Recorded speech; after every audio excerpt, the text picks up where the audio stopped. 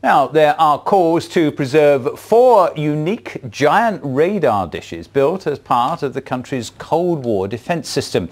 The metal dishes at RAF Stenigot near Donington-on-Bain are about 60 feet wide and the only remaining examples of their kind anywhere in the UK.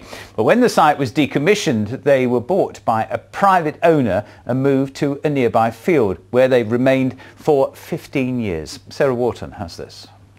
On this windswept hillside of the Lincolnshire Wolds, there's a rather unusual landmark. The Cold War radar dishes of RAF Stenigot. And in the nearby village, they're quite the local feature. They're part of the landscape, so they've been there for a very long time. Don't want them to disappear. No, they're part and parcel of the village, really, yes. But while there's a lot of pride, few know exactly what they are. If something was made of them, like they were remounted or done something like that, yes, you could see them doing something, but as they are laying in a field, nobody even knows much about them. The dishes were built in 1959 in the face of a growing threat from Russia. They were part of a vital NATO communications network, a bit like this one in Berkshire, and it remained in use until the end of the Cold War. Now this is about as close as I can get to the dishes.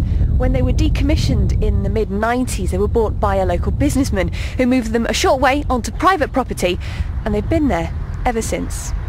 But we have filmed them before from a nearby military base. These days, people travel from across the country to see what is the last remaining example of this kind of dish in the UK. And experts say they should have been preserved. It was unfortunate. It's like many things in this country that we have such a rich tapestry of heritage that looking after and trying to maintain everything is nearly impossible. It would be marvellous for a project to come forward to say that they'd just like to mount a couple of them back up, just to remind us of how vital they were during the Cold War. But it's not that simple. English Heritage says their condition and the fact they've been moved would make it very difficult for them to get any kind of protected status. The new owner says he admired the dishes and bought them so they wouldn't be cut up for scrap. There are no immediate plans, but he hopes to use them as a film or photography location. A chance yet for these old radar dishes to get a new lease of life. Sarah Walton, BBC Look North, near Stenigot.